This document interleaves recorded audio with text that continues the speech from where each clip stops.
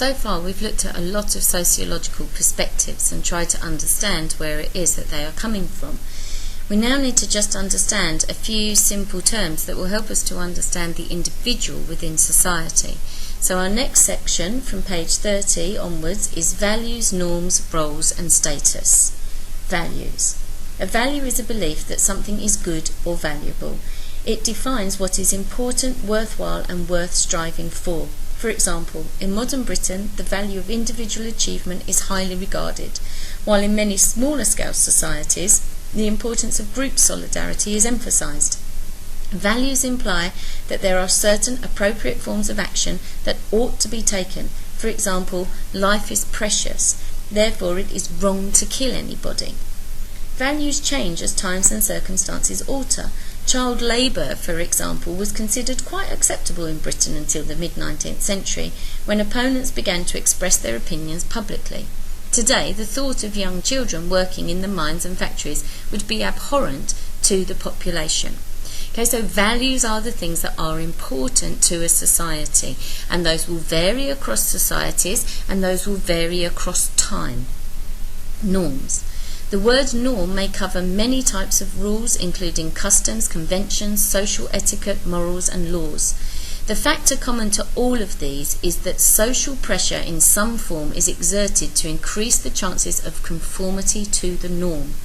Some norms appear trivial, such as those about appropriate dress at the theatre or the correct use of cutlery at formal dinners. Others may be deeply felt and serve as a basis for the moral order, such as those that forbid incest, treason or murder. The common link between them is that a person who fails to obey them in the appropriate situation will meet with punishment, disapproval or even exclusion from the group. So norms are the accepted way of doing something, the conventional way of doing something. Now, some people go out of their way to break the norms of society, okay? And those are okay if those norms aren't hurting anybody else. So it may be that you dye your hair orange and come to school with it spiked up in a mohican, and you would be going against the norm of the school. Now, you're not going to end up in prison for that, and you're not ruining anybody's life by doing that. But so, norms have these various values added to them as well, levels of importance added to them. Roles. The values of the culture in which we live define the roles that we play and the pattern of behaviour that goes with those roles. Roles can be defined as a set of normative expectations. We all play many roles in the course of our life, sometimes even in the same day. Other people see us not as the unique individuals we perceive ourselves to be, but by the particular roles we are playing at that time. The relationships we form as a direct result of having a role are called a role set. Unhappiness with or consciousness of playing this role is described as role distance. Social order is only possible because we understand that others are playing certain roles. Some roles are replicated throughout institutions, for example, teacher and student. On occasion, individuals may find themselves playing two contradictory roles at the same time, such as employee and mother, or they may define their role differently to the way others expect them to. Such situations involve role conflict. Okay, so we all play many different roles in a day. If I am described as a teacher, yes, that's true, I am a teacher, but I'm also lots of other things as well. Okay, I'm a mother, I'm a sister, I'm a daughter, and I may be different in the way that I act when I'm doing those things. If I'm a friend, then I may be behaving a different way. Now, you can actually combine those roles. There's not a problem with them being joined together, but sometimes it can be really difficult for somebody to see you in a different role and a different light, therefore. And as a teacher, sometimes, you're acting. You maybe have to tell a child off, but at that same point, you're actually thinking, that was a really clever thing that they did. But you can't say that because of the role that you are playing. Now, sometimes people will see their roles in different ways. So I, as a teacher, may think that what I have to do is plan lessons properly, have good interactions with my students, give you feedback so that you know how to progress forward, test you formatively so that it can enhance our understanding of how to improve your learning. Somebody else may think that being a teacher means they just turn up to class, they wing it, they don't really worry about the syllabus that they're covering, and they don't think about your different learning styles. There we start to get a problem, because the perception of a role can be different. So we have to think about where we get our ideas. Now, going back to our last two definitions of values and norms, that's where a role comes into it. How is that role valued by society, and what are the norms of how you act when you are playing that role or that part? Status.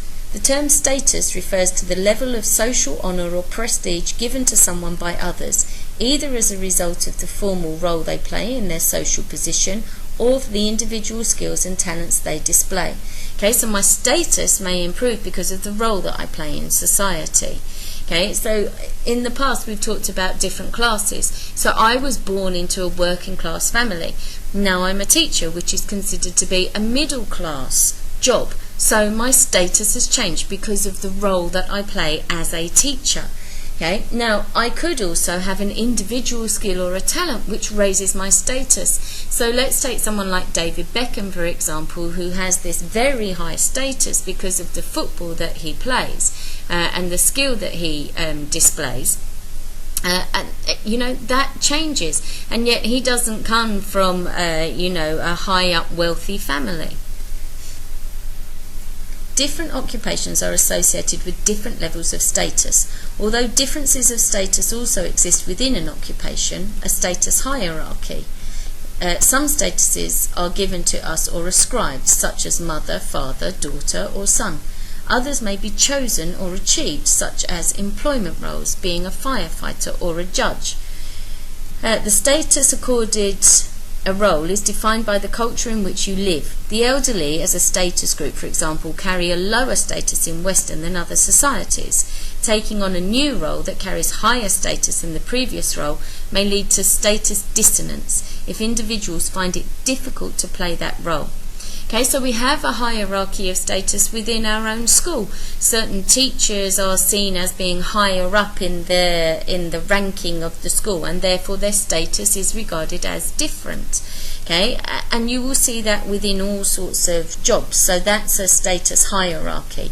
Okay, and some people will find their role very difficult to play if suddenly their status is higher, and they find themselves having to tell other people what to do, or to be the person that is ultimately responsible when actions are taken.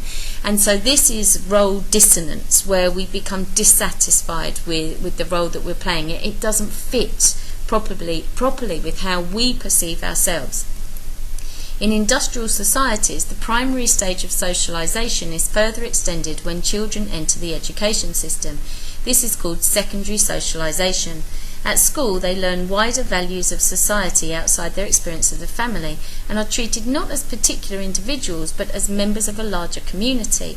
When they leave school, socialization continues as they prepare to enter adulthood, and when they become parents, the cycle begins all over again. Socialization is a continuous, never-ending process. Okay, so primary socialization with your family, and then into this form of secondary socialization through school, then through maybe university or college, then through work. Then your social groupings may change. If you are married, you may then start to only mix with married couples because you want to do married coupley things. If you're single, then, again, you will mix with different groups of people, so different socialization patterns. Once you have children, that changes again. When you move into old age, once your children have left home, that pattern of socialization changes again. So it's this ongoing, never-ending process. Criticisms. This somewhat mechanical picture becomes far more complicated when attempts are made to operationalize these concepts, that is, to make them work in a meaningful way in the process of research. Over time, these terms have come to be hotly contested in such a way that the simple and one-dimensional definitions given above are no longer agreed upon by sociologists. The link between norms and values, for example, may not be as strong as first supposed. Some people may share a cultural desire to become closer to God, and this may be their sole reason for attending a place of worship. Others may go to please their family and friends or to maintain their social status. Just because people behave in the same way, it does not mean that their motives are the same. This may mean that it is not possible for sociologists to make generalizations about the motives behind behavior. Okay? So we might say that it's a value of this society that everybody goes to worship God in one form or another, okay? But some people may do it just because that's the accepted way to behave in society, and others may do it because they want a closer relationship to God. So we have to be really careful that because there is this norm, we don't actually know the reasoning behind it and the motives to go with it. Further questions have to be asked. Do people have a choice in playing their various roles? Exactly how does socialization happen? Can it be resisted? What are sociologists referring to when they describe the culture of a society? Does everyone really share the same values of the culture they live within? It may be the case, if we look carefully, that there is as much evidence of conflict around these values as there is consensus. Okay? So these are really valuable questions to ask. Okay? And we will discuss these in class. The clear implication of these questions is that there can be no one single view of culture and socialization. Rather, there are many. Taken to its extreme, there could be as many views as to what constitutes a culture as there are individuals living in that culture, as we cannot assume that everyone perceives the world around them in the same way. Sociologists can choose to don many different pairs of spectacles in their efforts to see something as complex as a society. As with other academic disciplines, as we have seen, there are many perspectives in sociology. So now we have our key terms, but what we have to remember is that there are still going to be a variety of ways of understanding these.